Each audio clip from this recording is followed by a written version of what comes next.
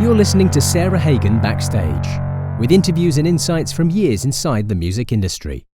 Join Sarah as she talks with masters of their crafts, finding out what makes them tick both inside and outside of the music business. Welcome to Sarah Hagan Backstage.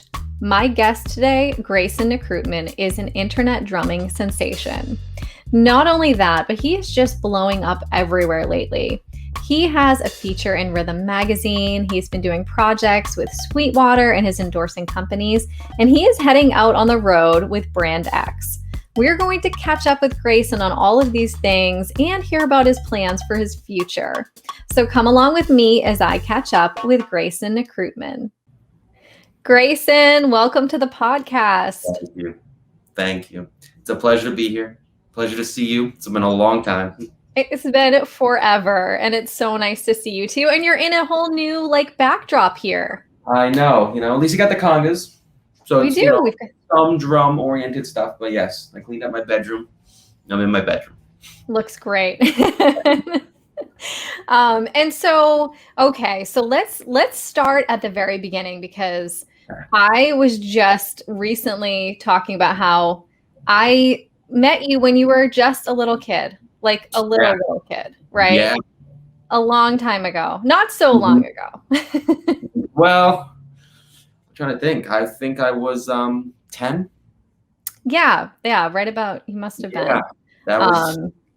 And, I just remembered how supportive your parents were. And I was just in awe of the fact that you were this little kid and, you had come and to visit the factory, and it was like you had the greatest, most supportive parents. And I just knew that, you had that was what you needed. And you've proven the fact that, so the support and the talent that you have launched you into the drumming stratosphere. So congratulations.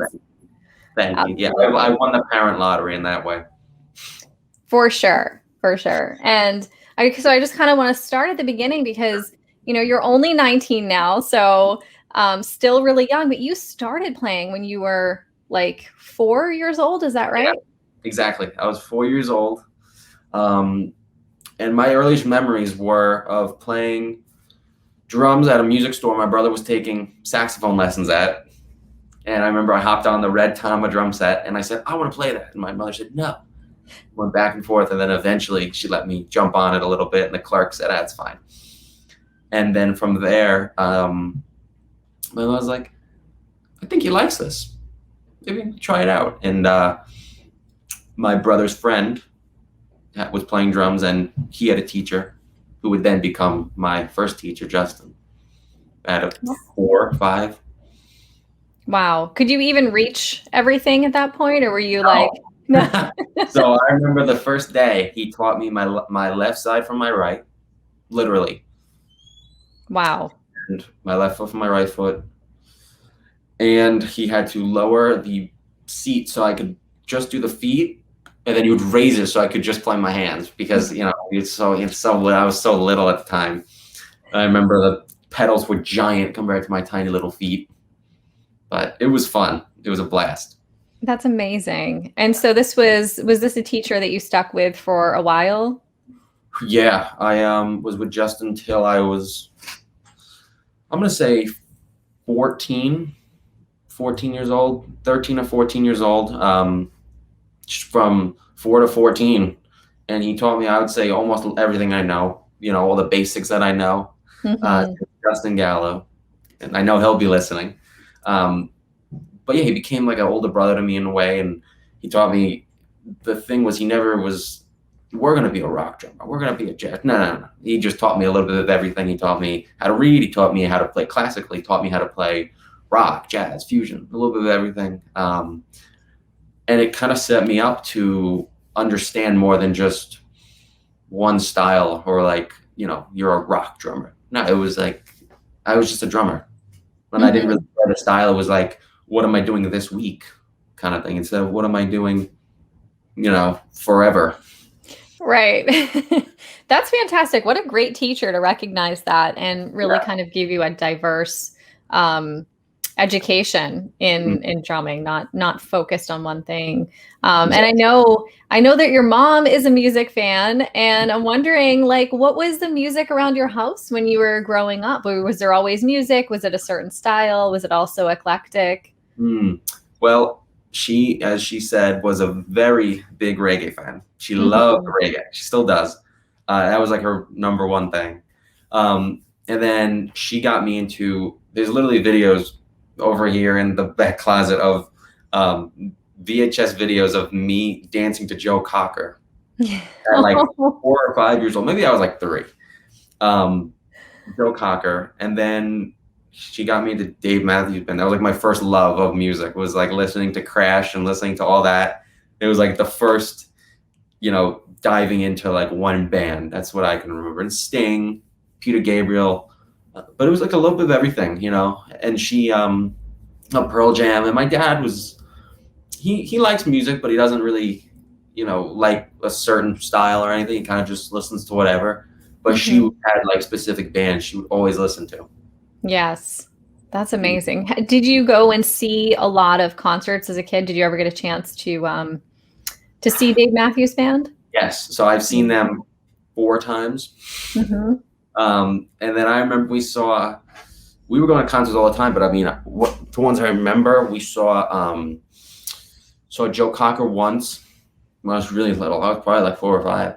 We saw Counting Crows, Blues Traveler, DMB, kind of whatever came to Jones Beach, a local amphitheater here. I'm trying to think. There was one more band. I think it was maybe it was Three Doors Down, something like one of those kind of bands. I don't know what it was. One of those rock bands. It was really fun. But after, I would say, 6 or 7, everyone gets busy. I have 2 older brothers, so it was kind of like, there was festivals happening, but like I was getting older. It was just too tough. So I haven't been to one of those big shows in a little while. And the shows you just mentioned are pretty diverse in genre as well. And I just remember when you started posting videos on Instagram, the videos of you playing and like playing in the style of the greats. And you were posting some jazz videos, and it was like they're just fantastic. For anyone listening, you have to check out Greyson's Instagram account. And the videos of you playing along and playing like note for note with the Buddy Rich and the jazz greats. And then I started noticing you playing these other genres of music, like on that same 4-piece kit, right? And just as like, with just as much energy and flair, like it's just the only way I can describe it. Yeah, and thanks. Yeah, absolutely. It's so incredible. So like, it makes sense that you grew up with that kind of diverse teaching and experience of listening to music with your parents. But I just have to ask, like, how are you doing this? Like, how is this working? Are you, we've talked before about how you don't actually spend all that much time studying the videos. Like, you watch the videos, but can you tell us about this? Because I think the process is pretty fascinating. Yeah. So I, starting in high school, I was always very good at math and history and whatever, but it wasn't, if I say the word photographic memory, people think I'm like, some like genius. People think of like, it's either you have it or you like, it's everything or nothing. And there's some people you could like take them in a plane and they could draw the city now. I just remember like in math and history, if there was like a map, it was like geography. There's a map, I could just remember where each piece was. And then I could remember like patterns, like, Tennessee's a long state. I could just remember it was like kind of in the bottom right corner, or, the shape of Florida, but it wasn't like, I couldn't do little details, but it was good enough. And then in math, I could just plug in formulas because I could just remember what it looked like, chemistry and all that stuff. So the jazz thing, I was learning jazz in a way of just separate myself. It wasn't really, great. I love music. I love all music, but it wasn't like I'm a jazz drummer. No, it was purely a decision I made because nobody else was really pushing that. And I knew from my dad's a businessman. He told me you have to stand out. You have to treat it kind of in that way. And I said, well, there's a niche. I'm going to find it, even if I'm not really a jazz drummer. Everything. And I said, I'm going to treat it like there's a need and there's a void. I'm going to fill it for my own benefit. And I started doing that. And at first it was just literally playing along to songs without videos or anything. And I started watching these videos and I said, I can do that. I can go downstairs and do it. But if you brought that same video to somebody and said, could you play that? Or could I play that? They'd be like, no, because it's Art Blakey. And I realized, well, it's really, it's hard stuff, but like, it's doable. Like, you could physically do it. And they're like, no, because Art Blakey. I said, okay, well, I'm going to do it no matter what. And so I started applying that pattern of just, hey, they're doing, floor tom to bass drum to whatever and this and that. And I would literally just remember sequences of patterns. So if it's ride cymbal to snare drum to crash cymbal, and then I can combine that with the next section. And I've said it before, it's kind of like geographical areas, like kind of like with the map where it's, okay, here's the snare drum lick. The part of the song is snare drum, then it's the bass drum or whatever, the tom or this, and you can put it together. And I would just remember the snare drum thing, then it goes to the ride cymbal thing, then the bass drum lick comes in, that hit. And some people have said, oh, you need to write them out to learn. There's different opinions of that. For me, it wasn't, I write them out every once in a while if it's like an academic kind of like, I want to learn what they're doing. But for a video, I haven't found it useful because it's the amount of time to sit and write it out, note for note, check it, and then relearn it. I could cut out that middle part and just learn it. Make the video and then learn from it later. I'm going to watch the same video or whatever. So it's really kind of like saving time, seeing what's worth it. And then the process of it, again, it's really not all that complicated for me. It's really, I broke it down, and I don't remember who said this first, but I heard somebody say this once, that drumming is just made up of 1 to 3 strokes per limb at a time. And if you think about that in that simple of terms, I don't care what drummer you're listening to, it's really not that complicated. And there are some drummers that are incredible and they're playing crazy things, but if you slowed it down or just maybe took like a 2-second section, you can figure it out. If you think about it, like they're not able, I don't know if their drummers were able to do 8 on one and then 1, and then you think of it as 1 to 3 on each limb, different combinations. And every once in a while you can relate it to a rudiment.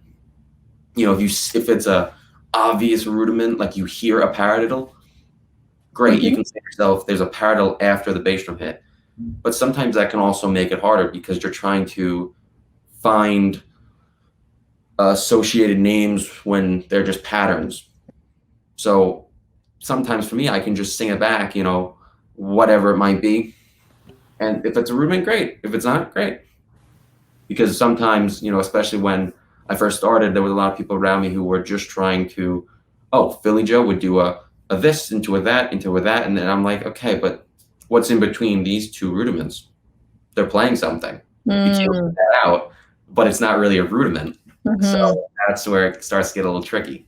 Yeah. And that's so interesting. It's like, you talked about the photographic memory. So instead of breaking it down and separating all the parts and trying to learn it that way, you're actually like thinking of it as a whole being, right? And kind of like digesting it as almost like more of a piece of art than a math equation, Yeah. That's so interesting. When I tell people are like, well, can you teach that? I'm like, I don't want to sound, I'm very humble about it, but like, you can't teach it. But what I can help you is give you the tip of try to find a pattern, try to sing it back at least.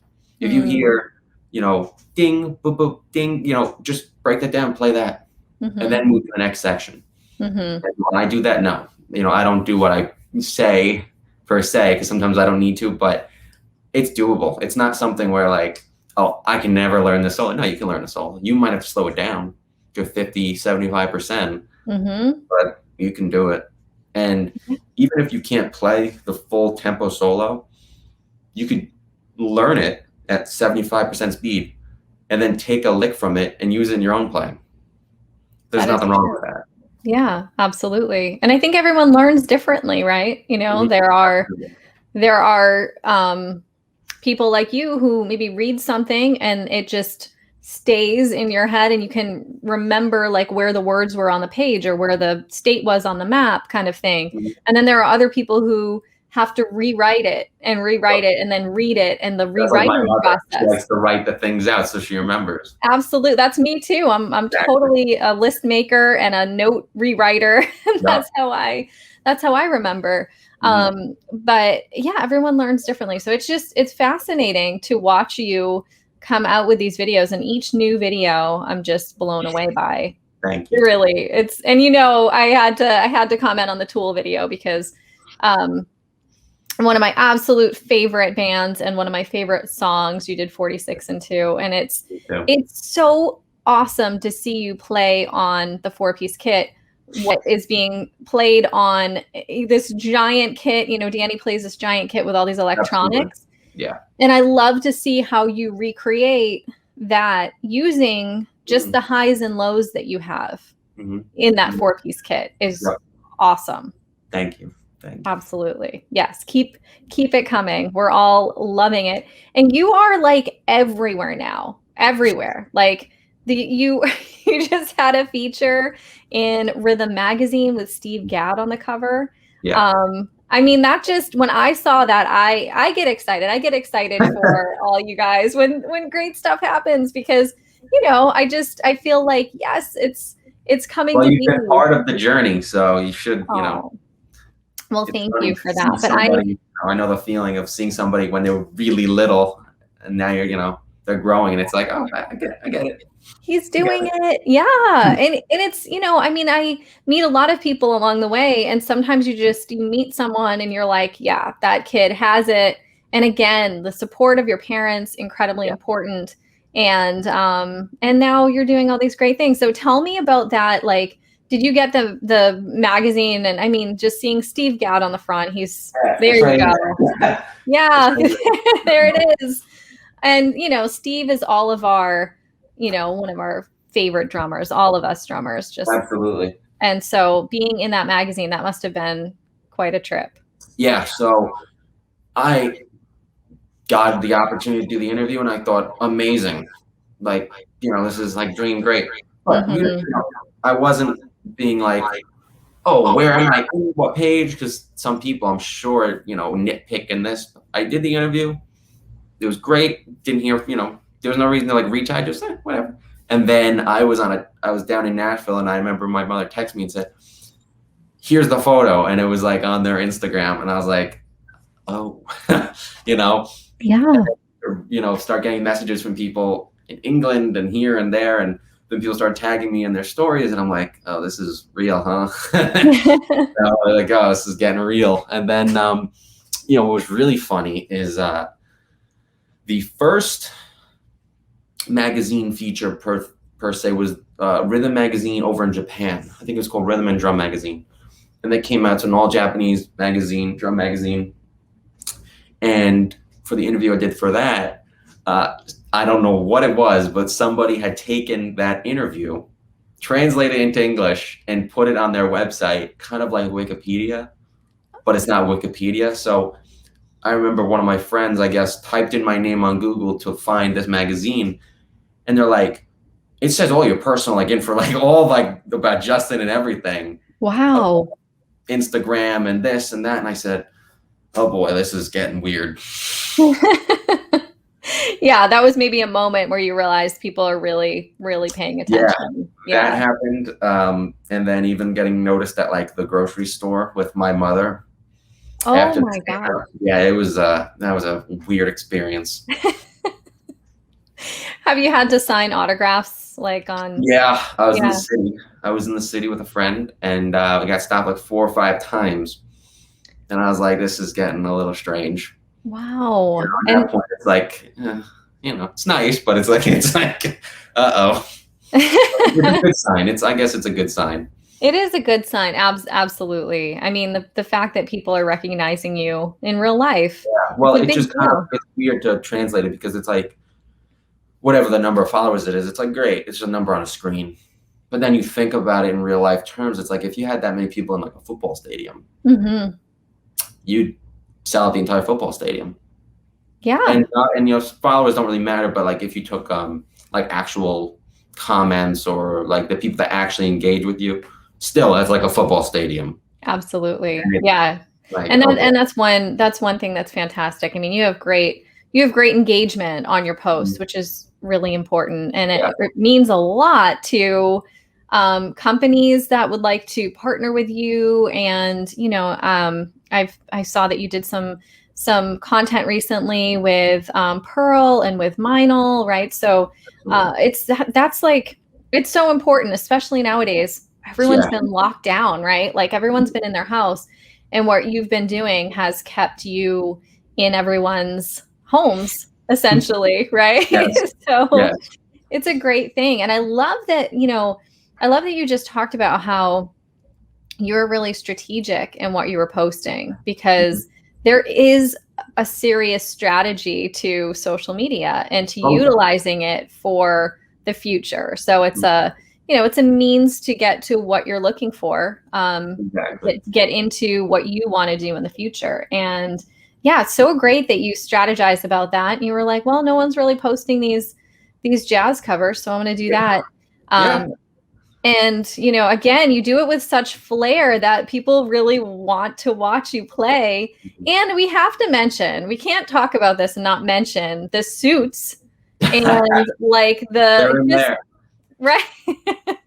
That's where you keep all the suits. Yeah, the two. People seem to think two things. They think I either have like a million suits, which is not true. I have a suit and a cup.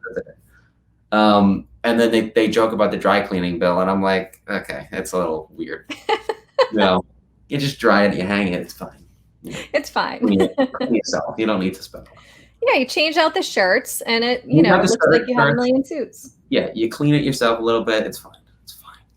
Nobody knows. I love it. Yeah, that was something. I remember. The story of how that happened is actually hilarious. So I was posting a few of these jazz ones. I don't think I was doing any of the cover, like transcription with the video and video. No, I think I was just doing songs. I did a Buddy Rich one and some, again, anonymous. They're always anonymous. They always have a blank profile picture and like 10 followers. Somebody commented, one of those people who don't play drums, by the way. Okay, but they did it in a suit.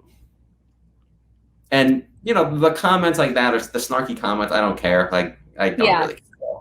But that one got to me a little bit, and I said, okay, now you just helped me.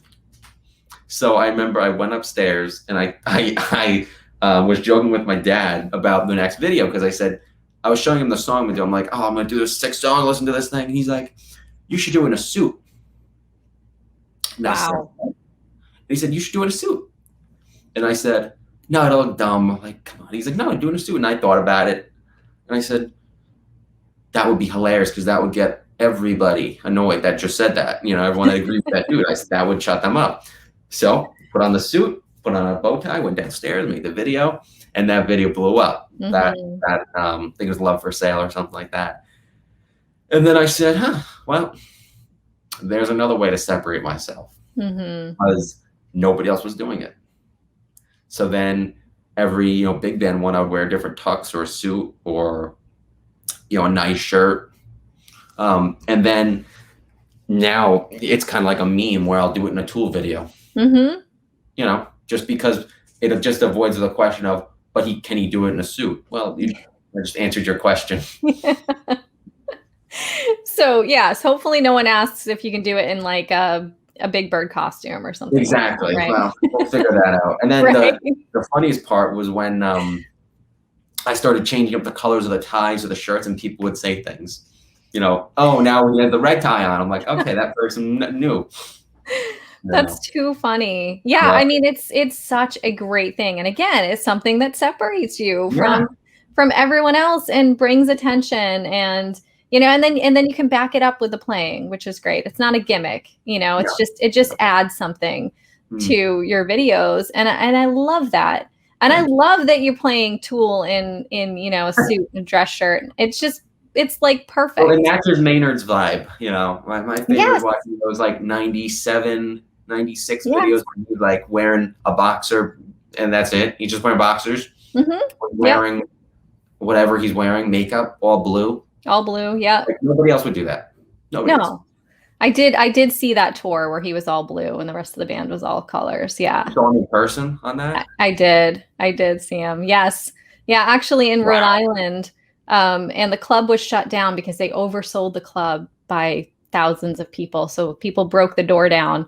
It was at the Strand. This is way back, probably in like 97 or something like that. But it was, but they came out on stage when he was all blue. Good memories. Back in the day. But anyway, I appreciate all that so much. And also something that you just talked about, which is the trolls on social media. We have to talk a little bit about this because, it's just like a side effect of being in the public, and it's unavoidable, sadly, because I grew up with the idea that if you had nothing nice to say, then you don't say anything at all, right? You just move on. And absolutely. I don't think not to say kids these days, but I don't think people these days have that any longer, and they kind of hide behind the seeming anonymity of social media just to tear people down. And so how are you dealing with that? Like being a young person, you're kind of like getting, you get, let's just be real, you get tons of accolades, which more than makes up for the trolls. But how do you deal with the trolls? Are you kind of like ignoring, or like you said, well, they said, can you do it in a suit? I'll do it in a suit. Like kind of tongue in cheek kind of thing. The funniest thing is when they're not actually the anonymous people. The anonymous people are fine. But then there's another side of it where they're actually, they'll push your buttons and they'll try to attack you or cancel you without saying your name too. That's like kind of one of the newest things that's happened, where there's a bunch of people that were saying very nasty things publicly and all different things without saying my name. And so the way I handle it is very simple. I don't post about it. I don't engage. I don't do anything. But what I'll do is if somebody says, take quote, I'm just making this up, he shouldn't do X, my next video will be X. My next video is going to be X. And, there's a part of, not caring, but the best thing is it adds two things. It shows me I'm doing something right, because I'm getting under their skin and I'm making them mad or whatever. And listen, I'm a very quiet kid, humble, whatever, but if you weren't doing something that was worth it or making an impact, no one would care. And people say negative attention is good attention, whatever. I don't care about that. But if I was doing something like everyone else, I wouldn't stand out. So those people and those trolls and those drummers, whatever, they wouldn't see you because you're just part of the veil of everybody else. So that's one. So I know I'm doing something right if it's happening. And the other two is that adds to the fuel of I know I'm doing something right, so let me keep doing it. And it's well, what are you going to do? Kind of thing. It's I'm just going to keep posting that and sorry, not really sorry. Yeah. That makes them madder. And it's fun. It's fun to just keep at it. And really, it's just I take it all as a positive thing. There are people who get down about it. Oh, I'm getting bullied about, what I post. I just push, I keep posting. I don't engage with any of them because they're not worth my time. I'm too busy for you. I have to talk to Sarah Hagan. She's the important person. I don't have to DM you back. I don't have to things like that. So that's it. I think constructive criticism is different than hate and nameless stupid things. Like, if, just like you said, if you have nothing nice to say, don't say it, kind of thing. And there's other times where the opinion is just not warranted, kind of thing. Absolutely. But then again, like I say to everybody, use it as a positive. Take it as a positive. You know, don't be scared to post these drumming videos of you playing whatever. If people don't like it, okay. Yeah, exactly. Everyone's entitled to their opinion, right? So I like the way that a great one. Yeah. It was from it was comedian Bill Burr, and he was talking about the same thing.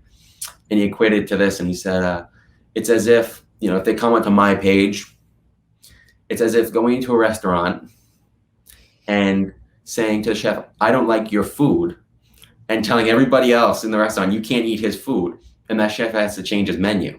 No, you're the problem. So, you know, you can leave, everyone else can enjoy the meal. That's the kind of thing. So it's funny because, it's, you know, Tommy says weed is garden. I just use it as fuel to move and get better. Absolutely. And I think, you know, all the great things that you're doing and all of the steps, you know, every time I turn around, there's something else great that you're doing or you're participating in. And so that's like the revenge for that nonsense, I think, right? You're just yeah, well, you keep talking and I'll keep doing and keep rising, and then that's what there is to show for it. So absolutely. Yeah, absolutely. Just keep doing that for sure. And also, speaking of like the positive and the negatives on social media, one of my favorite things lately is Stuart Copeland calling you out. Like, how did someone send that to you? How did you find out about that? So it started when I made a message in a bottle video. He saw it, he reposted it on his Facebook, his Instagram, that is everything. Yes. And that blew up. And people from like my high school were even messaging me, you know, like teachers were like, Stuart Copeland. And he made a little snarky comment in a good way about how I'm going to eat everybody's lunch at the end. So people were like, oh my God, look at this kid, you know, whatever. Yeah. So kept going. I kept posting. Didn't, you know, I didn't really talk to him like one-on-one. I just, you know, thanked him for that. And then one night I was driving home from something. It was late at night. That's all I remember. And this person mentioned me in a comment and said, Stuart Copeland mentioned you in a Q&A. And I said, what? So I DM'd them. And of course, they're like, wait, why is he DMing me? So I DM'd them and I said, what are you talking about? Like, where's this Stuart Copeland thing? And they sent me the link to Twitter, and it was on his Twitter.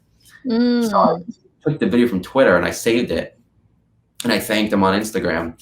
And it turned out it was like on his YouTube and all this stuff. And somebody had asked him if there's like an up and coming drummer he should watch. And he mentioned me. And it was like, oh boy, uh-oh.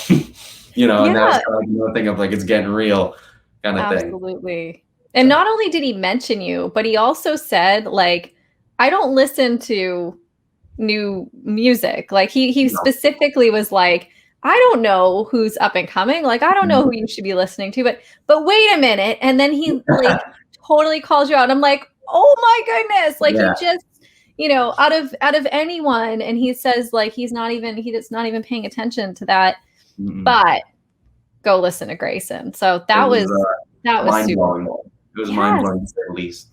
Yes, absolutely. So let's talk about what you have going on right now, because it's a lot of different things. Like I mentioned, you've been participating in activities for the companies that you endorse, right? Yep. Sweetwater, you are on the latest flyer that just went out that probably a lot of people listening have like in their mailboxes or just received at their homes. So there you are. You were just at Memphis Drum Shop, right?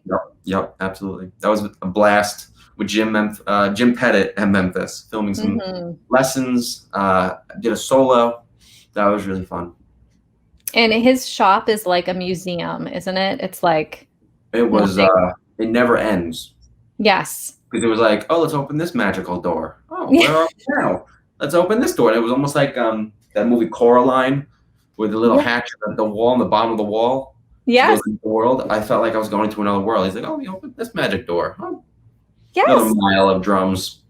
Yeah, so much, so many, and so many like historic drum kits and cymbals, and the nonchalantness of just like, oh, this is a 1950s Gretsch kit from University Out. It's fine.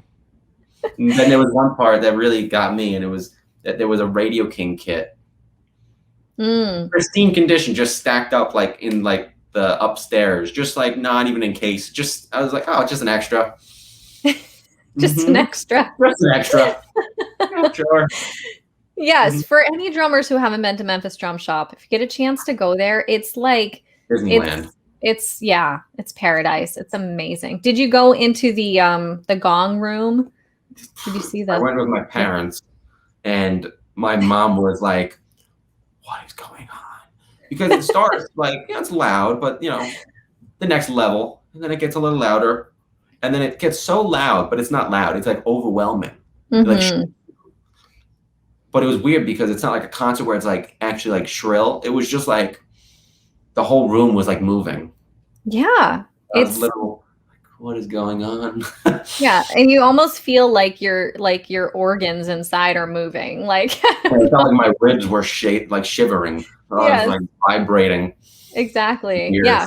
So interesting. And for anyone who hasn't been there, it's this room with these giant gongs in it. And Jim Pettit, the owner, he like warms up the gongs and then gets them like vibrating and on these different sides of the rooms. And it's just like a cacophony of. When he hits one, they all activate. Yes. So like you clap your hands, you'll hear each one like respond. It's like the freakiest thing I've ever seen in my life.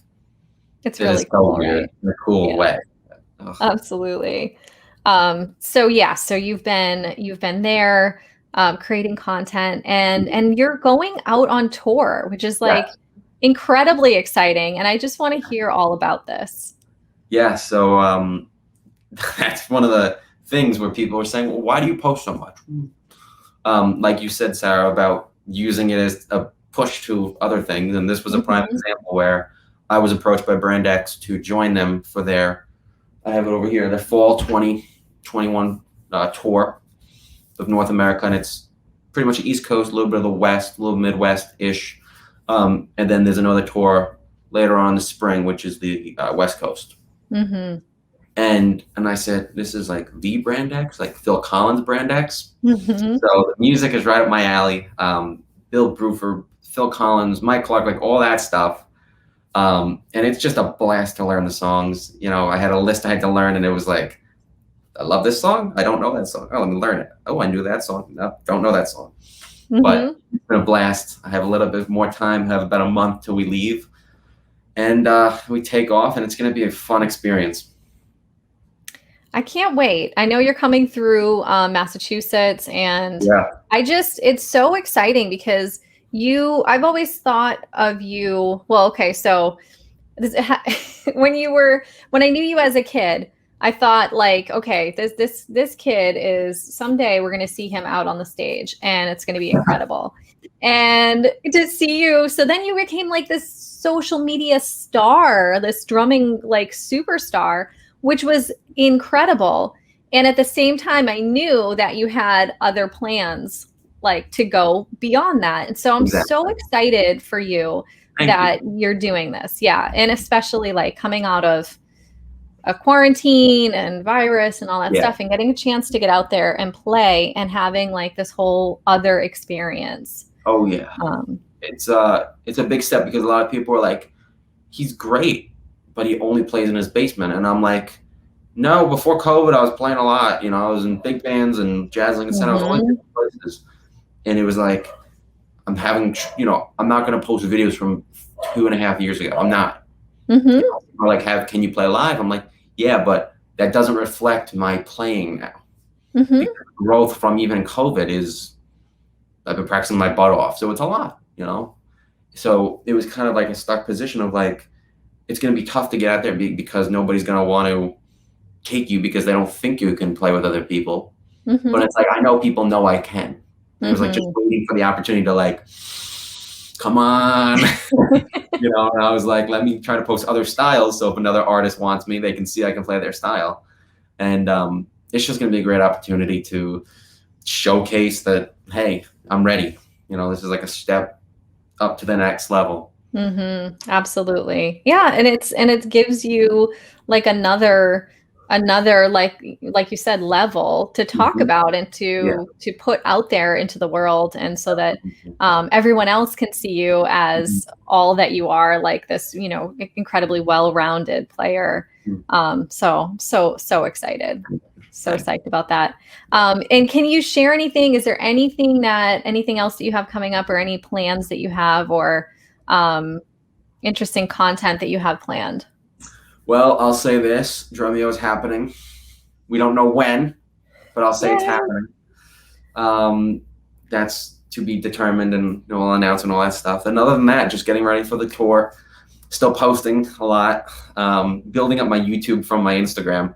So I'm throwing all my Instagram videos on YouTube now and TikTok, and perfect, which is fun because it's fun because, you know, the TikTok audience is younger, much younger than the Instagram audience. So it's funny because I have all these backlog of hundreds of videos on Instagram, and now I'm just, you know, throwing them on TikTok without a lot of, you know, extra words. So people are like, where's this kid coming from? Like, where's this from? It's funny because it's in my bio, and I'm like, you can just go to my Instagram, but like people think I'm making these like hourly. The fun part, because I throw them up so often on TikTok, they're just flowing. That's fantastic. So I'm building that. They think you're like switching suits every hour. Oh yeah, they think I'm playing metal. Like I posted a Tool video, then I posted like a hi-hat solo in a suit, and they're like, wait a minute, he posted this 6 hours ago. Now he's like, it's like the best thing to read those comments. Yes. So that's fun. And other than that, I'm going to school fully online, starting after this coming tour. And other than that, just keep grinding away. That's fantastic. And what are you going to school for? Business and marketing. It's fully online college. So while I can work and grind away and build my career, I still got that academic stuff in the books out of the way.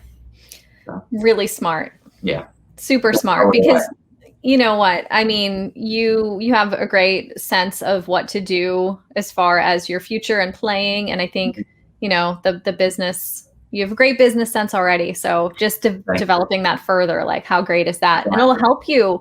It'll help you so much. I talk to so many drummers who have not a degree in business, but are business minded. And just gives them such a, you know, a heads up, a leg up, like in this business where you have to be your own business person, essentially. Yeah, that's the way I treated Instagram and still do. You know, I made the decision. I'm not just, it wasn't many months, probably like a year or two ago, I said, I'm not posting personal things on here. This is business. Like, you know, I'm not posting like my dog or this or like none of that. Like there are some people who, hey, you can do you, but that kind of morph their like personal life and their business life. And then they wonder why their drumming videos aren't getting that much engagement. Or they wonder how they can build it. My tip is, gotta treat it like a business.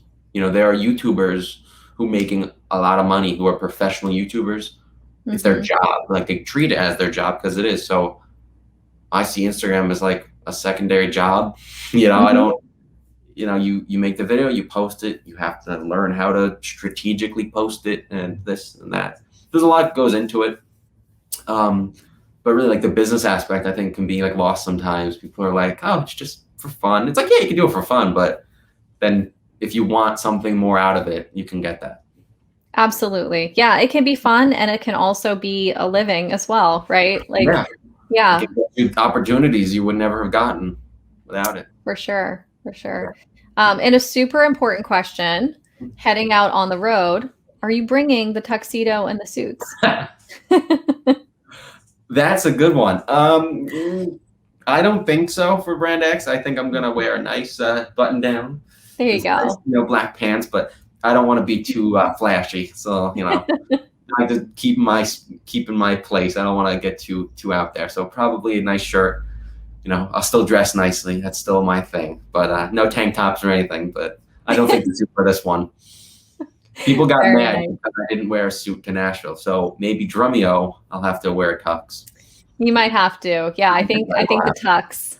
Yeah. Full on And I tux. could get like a matching blue bow tie for their background, like the blue background. That's perfect. The Drumeo blue. That would be great. Drumeo blue. I'll have I them like make me that. bow tie. Same color. See all this smart strategy right there. Do that? So if we sum up some advice to maybe someone who watches you and aspires to be also, kind of follow your fantastic career path, what would we've already covered a few things. So think of it like a business, right? Absolutely. Let the haters roll off your back, use it as fuel. Yes. And is there anything else that you would impart onto them? I would say be confident in your playing, be confident in what you do, and don't let, and as you said, because they're aspiring, so I don't want to assume they're younger, but if they're younger, don't let people put your age as a limiter on what your actual ability is, or what your actual matureness or whatever maturity level of you as a person or a player is. Because there's going to be a lot of times where don't take it personal that they're assuming something or they're saying something, because it's probably they're worried about your age. So don't take that personal. And also, if you want it, don't let distractions get in your way. Then that could mean a lot of different things, but make sure you have your priorities set straight. I love it. That makes a lot of sense. And I think that's really helpful advice too. Mm-hmm. Yeah. And you're really a great example of following your own advice, because you're doing so fantastic, Greyson. And I'm excited to see not only all of these great things that are happening for you now, but into the future, where you go and what you do. And you just can't wait to be, watching you skyrocket. So yeah, keep going. I appreciate it. Absolutely. Thank you so much for being here today. It's an honor. Always great to talk with you. And same with you. And we will post lots of links and information in the description so that people can make sure that they get out and see you when you're on tour and check out all these videos we're talking about. Yes. Thank you. All right. Talk to you soon. See ya. Bye. Thank you for tuning in today. Join us each Tuesday for new episodes of Sarah Hagan Backstage.